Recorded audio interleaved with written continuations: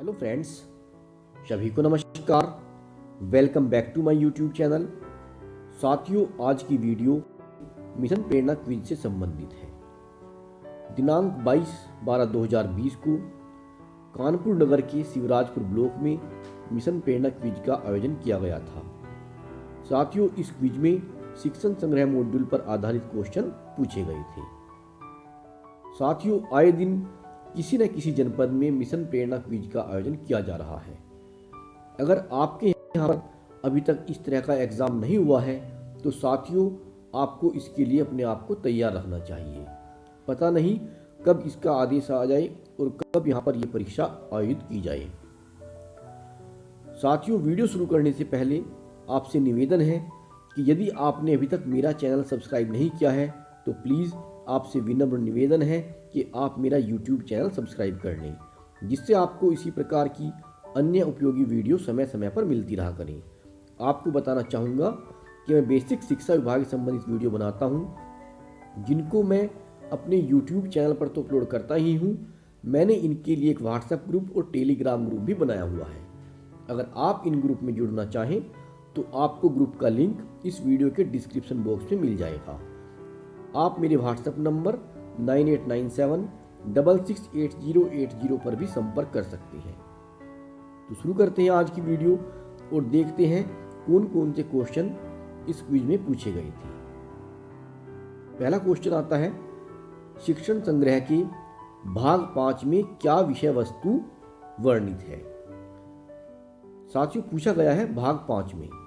आपको बता देता हूं, शिक्षण संग्रह में कुल मिलाकर भाग 6 हैं। 6 भाग में दिया गया है और सबसे पहले भाग में आता है शिक्षण संग्रह की अवधारणा और आवश्यकता। दूसरे भाग में आता है शिक्षण संग्रह की अंतर्वस्तुएं और भाग 3 में आता है व्यक्तित्व विकास की कार्य योजना। भाग 4 सीखने के लिए आकलन पर आधारित है और भाग 5 में आता है विद्यालय नेतृत्व। भाग 6 के अंदर आता है परिशिष्ट, जिसके अंदर शिक्षण योजनाएं हैं, शैक्षिक गतिविधियां दी गई हैं, समय सारणी है, ये सब इसके अंदर दिया गया है।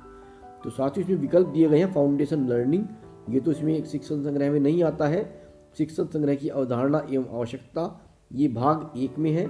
कक्षा 1-2 के स्तर पर रोचक तरीके व गतिविधियाँ, ये भी भाग 5 में नहीं है। विद्यालय नेतृत्व, तो साथियों सही जवाब है इसका विकल्प नंबर 4, विद्यालय नेतृत्व, ये भाग 5 में आता है। अगला सवाल देखते हैं, शिक्षण संग्रही गतिविधियों का विद्यालय में प्रयोग का अनुश्रवण कौन करता है। विकल्प नंबर 1 है BEO, दूसरा विकल्प दिया गया है SRG, ARP, उपरोक्त सभी। तो सही जवाब होगा इसका विकल्प नंबर 4, उपरोक्त सभी, क्योंकि BEO, SRG और ARP ये सभी विद्यालय में अनुश्रवण करने आते हैं। अगला सवाल है, प्रधान अध्यापक द्वारा प्रत्येक सप्ताह कितने बच्चों की प्रगति की जांच की जाएगी। विकल्प दिए गए हैं 10, 9, 6, 12। तो साथियों, प्रधान अध्यापक के द्वारा प्रत्येक सप्ताह में 10 बच्चों की प्रगति की जांच की जानी है, तो इसलिए सही जवाब होगा विकल्प नंबर 1। नेक्स्ट क्वेश्चन देखते हैं, विद्यालय और समुदाय के बीच सेतु का कार्य करता है। ऑप्शन नंबर 1 है प्रशासनिक अधिकारी, ऑप्शन 2 खंड शिक्षा अधिकारी, ऑप्शन 3 ग्राम शिक्षा समिति, ऑप्शन 4 विद्यालय प्रबंध समिति, और जो कि सही विकल्प है इसका विद्यालय प्रबंध समिति विद्यालय और समुदाय के बीच सेतु का कार्य करती है। नेक्स्ट क्वेश्चन है, लर्निंग आउटकम एक लक्ष्य है। विषय आधारित, परिणाम आधारित, कल्पना आधारित या प्रयोग आधारित। सही जवाब होगा परिणाम आधारित, विकल्प नंबर 2। नेक्स्ट क्वेश्चन आता है, लर्निंग आउटकम को विकसित किया गया है NCERT के द्वारा, SCERT द्वारा, राज्य शिक्षा परियोजना के द्वारा या फिर डाइट द्वारा। तो साथियों सही जवाब होगा इसका SCERT के द्वारा। लर्निंग आउटकम को SCERT के द्वारा विकसित किया गया है, विकल्प नंबर 2। साथियों, ये जो हम आपको वीडियो दिखा रहे हैं, ये हमारे कुछ साथी हैं कानपुर के, जो हमको स्क्रीनशॉट दे देते हैं, तो उसी के जरिए हम वीडियो बनाते हैं। इनसे हमारी तैयारी भी हो जाती है और आप सबकी तैयारी भी हो जाती है। अगला सवाल आता है, अभिमत डायरी क्या है? विकल्प नंबर 1 है विजिटर्स डायरी, विकल्प 2 शिक्षक डायरी, विकल्प 3 बच्चों की डायरी और विकल्प नंबर 4 है प्रधान अध्यापक की डायरी। सही जवाब होगा विजिटर्स डायरी। नेक्स्ट क्वेश्चन, शिक्षण संग्रह में कितने जीवन कौशल दिए गए हैं? विकल्प नंबर 1 है 5, विकल्प 2 में 6, विकल्प 3 में 8 और विकल्प नंबर 4 में 10। तो सही जवाब होगा विकल्प नंबर 4। शिक्षण संग्रह मॉड्यूल में 10 प्रकार के जीवन कौशल बताए गए हैं। नेक्स्ट क्वेश्चन, शिक्षण योजना प्रारूप में कुल बिंदुओं की संख्या कितनी है? 6, 4, 7, 5। तो साथियों इसका सही जवाब होगा शिक्षण योजना में जो प्रारूप होता है इसमें कुल 6 प्रकार की बिंदु होते हैं। 6 प्रकार के बिंदुओं में पूरी शिक्षण योजना समाई हुई होती है। इसमें आपका मैं बता देता हूँ आपको। सबसे पहले आता है लर्निंग आउटकम, प्रकरण, सीखने सिखाने की सामग्री, सीखने सिखाने की प्रक्रियाएं और इसके बाद आता है इसमें प्रदत्त कार्य यानी कि जो गृह कार्य होता है और नंबर 6 पर होती है शिक्षक की आगामी योजना। तो इसमें कुल मिलाकर 6 बिंदु दिए हुए होते हैं। नेक्स्ट क्वेश्चन देखते हैं, शिक्षण योजना से पढ़ाने का फायदा है। पहला विकल्प, सीखने सिखाने की प्रक्रिया योजनाबद्ध ढंग से चलती है। दूसरा विकल्प है बच्चे निर्धारित लर्निंग आउटकम हासिल कर लेते हैं और विकल्प नंबर 3 है कक्षा का माहौल रुचिकर होता है और नंबर 4 पर आता है उपरोक्त सभी। तो सही जवाब होगा विकल्प नंबर 4 उपरोक्त सभी। अगला प्रश्न, रचनात्मक क्या है? विकल्प नंबर 1 सतत एवं व्यापक मूल्यांकन, विकल्प 2 उपलब्धि जानने का उपकरण, विकल्प 3 लर्निंग आउटकम और विकल्प नंबर 4 शिक्षण संबंधित आकलन। सही जवाब होगा विकल्प नंबर 1 सतत एवं व्यापक मूल्यांकन ही रचनात्मक आकलन कहलाता है। नेक्स्ट क्वेश्चन, बाल संसद का उद्देश्य है। पहला है नेतृत्व का विकास, जीवन मूल्यों का विकास, व्यक्तित्व का विकास, उपरोक्त सभी। तो साथियों बाल संसद का उद्देश्य जो ये तीनों चीज दी गई है इनका विकास करना ही होता है। नेतृत्व का विकास हो, जीवन मूल्यों का विकास हो और व्यक्तित्व का विकास हो, यही उद्देश्य बाल संसद का होता है। इसलिए सही जवाब होगा विकल्प नंबर 4 उपरोक्त सभी। नेक्स्ट क्वेश्चन आता है, प्रोफेसर N.K. जंगीरा की पुस्तक का नाम है प्रभावी शिक्षक, जो कि सही जवाब है। अन्य विकल्प देख लेते हैं, प्रभावी शिक्षण, आदर्श शिक्षक, प्राथमिक शिक्षक। Professor N.K. जंगीरा की पुस्तक का नाम है प्रभावी शिक्षक, विकल्प नंबर 1। नेक्स्ट क्वेश्चन, प्रभावी शिक्षण की सीढ़ी को शिक्षण संग्रह के किस भाग में स्पष्ट किया गया है? भाग 4, भाग 2, भाग 6, भाग 3। तो साथियों प्रभावी शिक्षण की सीढ़ी शिक्षण संग्रह मॉड्यूल के भाग 2 में दिया गया है। इसके अंदर 26 स्टेप आते हैं। प्रभावी शिक्षण की सीढ़ी में अंग्रेजी वर्णमाला की 26 अल्फ़ाबेट का यूज किया गया है। प्रत्येक लेटर का कोई ना कोई बढ़िया मीनिंग बताया गया है। आपको एक बार ये पढ़कर जरूर देखनी चाहिए, क्योंकि 26 ही अल्फ़ाबेट है और 26 ही इसकी पायदान है। तो इसी को प्रभावी शिक्षण की सीढ़ी कहा गया है, जो कि अंग्रेजी वर्णमाला के अल्फ़ाबेट से बनाई गई है। ये भाग 2 में दी गई है। नेक्स्ट क्वेश्चन है, शिक्षक डायरी के मुख्यतः कितने भाग होते हैं? इसमें जवाब दिए गए हैं। पहला विकल्प है 5, दूसरा 4, 6, 7। सही जवाब होगा विकल्प नंबर 1 5। शिक्षक डायरी के मुख्यतः 5 भाग होते हैं। शिक्षक डायरी का संबंध है बच्चों से, पाठ योजना से, समय सारणी से, शिक्षक के पूरे सत्र तक व्यवस्थित शिक्षण योजना से। सही जवाब होगा विकल्प नंबर 4। शिक्षक डायरी का संबंध शिक्षक के पूरे सत्र तक व्यवस्थित शिक्षण योजना से होता है। अधिगम पत्रिका लिखने के लिए प्रोत्साहित किया जाता है। विकल्प 1 प्रधान अध्यापक को, विकल्प 2 सहायक अध्यापक को, विकल्प 3 छात्रों को, विकल्प 4 छात्रों और शिक्षकों को। तो सही जवाब होगा अधिगम पत्रिका लिखने के लिए छात्रों को प्रोत्साहित किया जाता है, विकल्प नंबर 3। अगला सवाल आता है, प्रभावी शिक्षण की सीढ़ी के रूप में जी का क्या आशय है? संपूर्ण भागीदारी, लक्ष्य का निर्धारण, क्रियाकलाप, फीडबैक। तो साथियों, प्रभावी शिक्षण की सीढ़ी में G4 गोल दिया गया है, यानी कि लक्ष्य का निर्धारण। विकल्प नंबर 2 इसका सही जवाब होगा।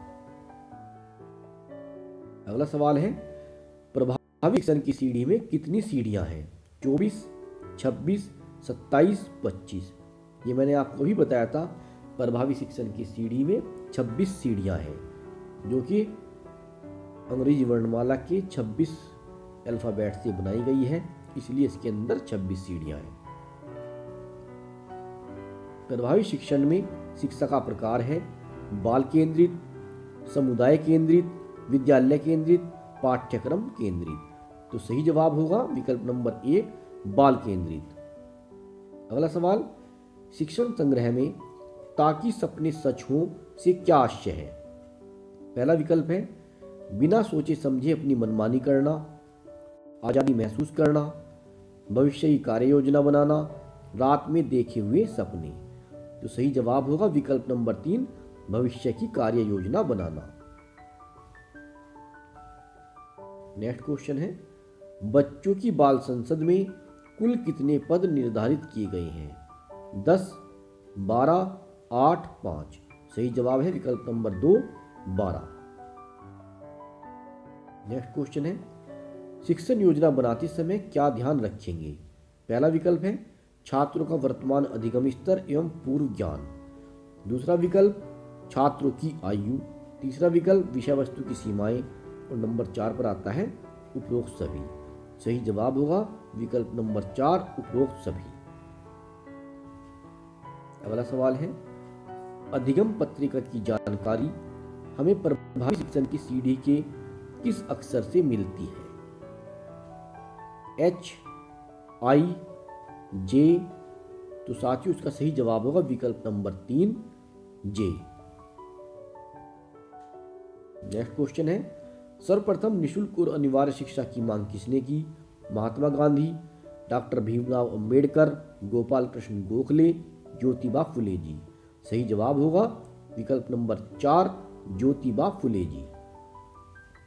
अगला प्रश्न, विद्यालय के बच्चों का जन्मदिवस कब मनाया जाता है?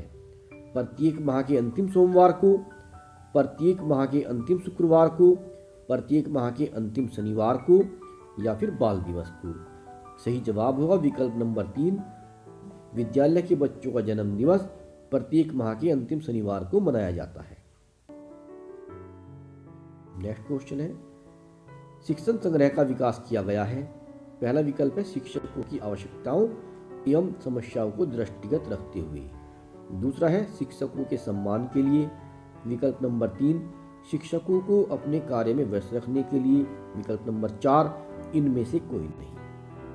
सही जवाब होगा विकल्प नंबर 1 शिक्षकों की आवश्यकताओं एवं समस्याओं को दृष्टिगत रखते हुए। अगला प्रश्न, शिक्षण संग्रह में कुल कितने भाग हैं? 3, 4, 5, 6। सही जवाब है विकल्प नंबर 4 6। शिक्षण संग्रह मॉड्यूल में कुल 6 भाग दिए गए हैं। अगला सवाल, आकर्षक स्कूल परिसर, शिक्षण कौशल एवं योजनाएं, पुस्तकालय आदि किस मॉड्यूल से संबंधित है? आधारशिला, ध्यानाकर्षण, शिक्षण संग्रह, या फिर शिक्षक डायरी। सही जवाब होगा विकल्प नंबर 3 शिक्षण संग्रह। अगला प्रश्न आता है, पुस्तकालय समिति में छात्रों की संख्या कितनी होती है? 4, 3, 5, 6। सही जवाब है विकल्प नंबर 2 3। पुस्तकालय समिति में छात्रों की संख्या 3 होती है। अगला प्रश्न, किस स्थिति में कक्षा का शैक्षणिक वातावरण बेहतर होगा?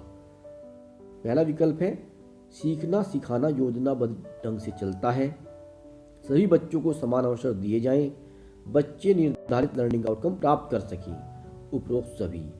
तो सही जवाब होगा विकल्प नंबर 4 उपरोक्त सभी। शिक्षक डायरी क्या है? पहला विकल्प प्रकरण की सूची, दूसरा है मात्र एक अभिलेख, तीसरा है स्वयं मार्गदर्शिका, उपरोक्त में से कोई नहीं। सही जवाब होगा विकल्प नंबर 3 स्वयं मार्गदर्शिका। पहला सवाल है इस प्रपत्र के 50 पृष्ठ शिक्षक डायरी में संलग्न होंगे।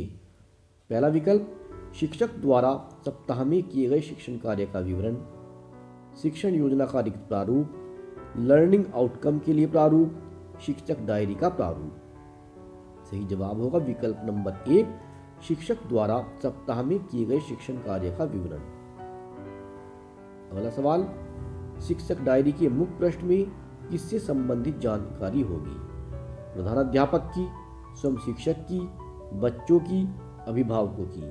सही जवाब विकल्प नंबर 2 स्वयं शिक्षक की। अगला प्रश्न सह शैक्षिक गतिविधियों के सफल संचालन के लिए क्या आवश्यक नहीं है? एकात्मकता, नियोजन, प्रबंधन, सामाजिकता। तो सही जवाब होगा विकल्प नंबर 1 एकात्मकता। अगला प्रश्न राष्ट्रीय शिक्षा नीति 1986 में सह शैक्षिक गतिविधियों को किस नाम से जाना जाता है? पाठ्यक्रमीय क्रियाकलाप, पाठ्य सहगामी क्रियाकलाप, पाठ्येतर क्रियाकलाप, प्रयोगात्मक क्रियाकलाप। सही जवाब होगा विकल्प नंबर 2 पाठ्य सहगामी क्रियाकलाप। नेक्स्ट क्वेश्चन है शिक्षण योजना का आधार है पाठ्य वस्तु, विषय वस्तु, कक्षा शिक्षण और लर्निंग आउटकम। सही जवाब है विकल्प नंबर 4 शिक्षण योजना का आधार लर्निंग आउटकम ही होता है, क्योंकि शिक्षण योजना में सबसे मेन चीज होती है वो लर्निंग आउटकम होती है। पूरी शिक्षण योजना इसी पर डिपेंड करती है। नेक्स्ट क्वेश्चन है शिक्षण योजना के प्रारूप में क्या शामिल नहीं है? विशिष्ट उद्देश्य, लर्निंग आउटकम, सीखने सिखाने की प्रक्रियाएं, गृह कार्य। तो साथियों लर्निंग आउटकम भी आता है इसके अंदर, सीखने सिखाने की प्रक्रियाएं भी आती हैं और गृह कार्य भी आता है। नहीं आता है तो विशिष्ट उद्देश्य, विकल्प नंबर 1। अगला सवाल है शिक्षण संग्रह क्या है? वह सभी घटक जिनका उपयोग दैनिक कक्षा शिक्षण के नियोजन एवं क्रियान्वयन में कर सकते हैं का संग्रह। दूसरा है शिक्षकों के लिए अध्ययन सामग्री मात्र। तीसरा है आवश्यकता पड़ने पर पढ़ी जाने वाली सामग्री। नंबर 4 पर है इनमें से कोई नहीं। सही जवाब है विकल्प नंबर 1 वह सभी घटक जिनका उपयोग दैनिक कक्षा शिक्षण के नियोजन एवं क्रियान्वयन में कर सकते हैं का संग्रह। दूसरा सवाल है अधिगम पत्रिका संबंधित है निष्ठा, आदर्श शिक्षण, प्रभावी पाठ्यक्रम, प्रभावी शिक्षण। सही जवाब होगा विकल्प नंबर 4 प्रभावी शिक्षण। प्रभावी शिक्षण के लिए कक्षा का माहौल होना चाहिए अनुशासित, भयमुक्त, आनंददायी, प्रभावशाली। तो साथियों इसका सही जवाब होगा विकल्प नंबर 3 आनंददायी। प्रभावी शिक्षण के लिए कक्षा का माहौल आनंददायी होना चाहिए। अगला सवाल है शैक्षिक गतिविधियों के सुचारू रूप से संचालन के दृष्टिगत इसके मूल आधारों को लेना आवश्यक है। यह मूल आधार है नियोजन, आयोजन, प्रबंधन, उपरोक्त सभी। सही जवाब होगा विकल्प नंबर 4 उपरोक्त सभी। नेक्स्ट क्वेश्चन आता है किसी कार्यक्रम का मुख्य क्रियात्मक अंश है आयोजन, नियोजन, प्रबंधन, उपरोक्त सभी। सही जवाब होगा विकल्प नंबर 1 आयोजन। अगला सवाल है जन पहल हस्त पुस्तिका किसे उपलब्ध कराई गई है? बच्चों को, अभिभावकों को, अधिकारियों को, एसएमसी सदस्यों को। सही जवाब होगा विकल्प नंबर 4 एसएमसी सदस्यों को। अगला क्वेश्चन है किस संविधान संशोधन के द्वारा शिक्षा को मौलिक अधिकार बनाया गया है? 42वें, 44वें, 84वें, 86वें। तो साथियों सही जवाब है विकल्प नंबर 4 86वें। 86वें संशोधन के द्वारा शिक्षा को मौलिक अधिकार बनाया गया है। नेक्स्ट क्वेश्चन है लर्निंग आउटकम क्या है? पहला विकल्प गुणात्मक या मात्रात्मक आकलन के लिए प्रक्रिया आधारित जांच बिंदु। दूसरा है बच्चों के सीखने का संकेतक। तीसरा है सपोर्टिव सुपरविजन के लिए बनाए गए जांच बिंदु। नंबर 4 पर है विकल्प 1 व 2 दोनों सही है, यानी कि लर्निंग आउटकम है गुणात्मक या मात्रात्मक आकलन के लिए प्रक्रिया आधारित जांच बिंदु और बच्चों के सीखने का संकेतक। सवाल है, लर्निंग आउटकम किसके लिए है? छात्रों के लिए, शिक्षकों के लिए, अभिभावकों के लिए, उपरोक्त सभी के लिए। सही जवाब होगा विकल्प नंबर 4, उपरोक्त सभी के लिए। लर्निंग आउटकम छात्रों के लिए भी है, शिक्षकों के लिए भी है और अभिभावकों के लिए भी होते हैं। अगला प्रश्न है, लर्निंग आउटकम की प्रगति का उल्लेख किस प्रपत्र पर करेंगे? शिक्षक डायरी, प्रेरणा सूची, प्रेरणा तालिका, अन्य। सही जवाब होगा विकल्प नंबर 3, प्रेरणा तालिका। अगला प्रश्न, विद्यार्थीवार लर्निंग आउटकम तालिका कौन बनाएगा? प्रधानाध्यापक, सहायक अध्यापक, शिक्षा मित्र या अनुदेशक, संबंधित विषय के अध्यापक। सही जवाब होगा विकल्प नंबर 4, संबंधित विषय के अध्यापक। अगला सवाल, मीना दिवस कब मनाया जाता है? 24 अक्टूबर, 24 सितंबर, 24 नवंबर, 24 दिसंबर। सही जवाब है विकल्प नंबर 2, मीना दिवस प्रत्येक वर्ष 24 सितंबर को मनाया जाता है। तो साथियों, ये क्वेश्चन थे जो कानपुर नगर के शिवराजपुर ब्लॉक में पूछे गए थे। सभी क्वेश्चन शिक्षण संग्रह मॉड्यूल से थे। तो साथियों, आशा करता हूँ यह वीडियो आपको पसंद आएगा। अगर आपको वीडियो पसंद है तो इसे आप लाइक करें, इस पर कमेंट करें और अपने अन्य मित्रों में भी शेयर करें। साथ ही मेरे YouTube चैनल को सब्सक्राइब करना न भूलें। मिलते हैं आपसे बहुत जल्द अगली वीडियो में। तब तक के लिए नमस्कार। Have a good day.